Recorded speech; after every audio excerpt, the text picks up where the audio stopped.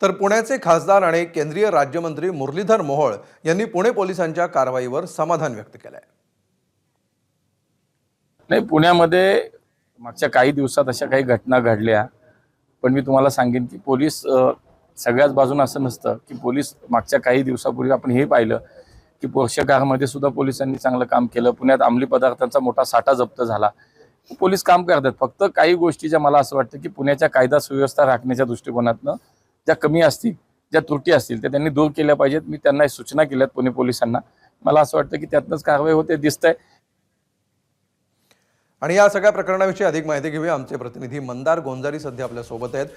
मंदार, मारणेला आता अटक करण्यात आलेली आहे। पोलिसांकडून हालचालींचा वेग वाढल्याचं दिसतंय।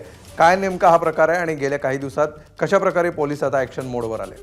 खरं तर गजानन मारणे याच्यावरती याआधी 4 वेळा मकोका कायद्याअंतर्गत कारवाई करण्यात आली, मात्र त्यातून गजानन मारणे टोळीची दहशत किंवा या टोळीच्या कारवाया कुठे कमी झाल्या असं दिसून आलं नाही।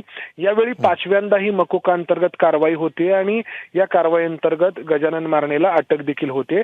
आता तरी या त्याच्या दहशतीला आळा बसतो का हे पाहायचं। खरं तर मकोका अंतर्गत कारवाई सुरू झाल्यानंतर आज सकाळी गजानन मारणे हा स्वतःहून पोलिसांकडे हजर झाला असं त्याच्या वकिलांकडून सांगण्यात येतंय।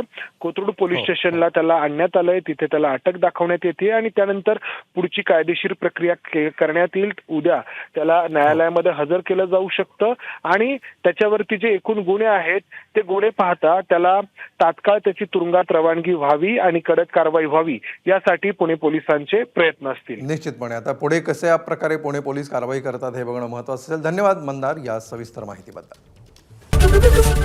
एबीपी माझा, उघडा डोळे बघा नीट।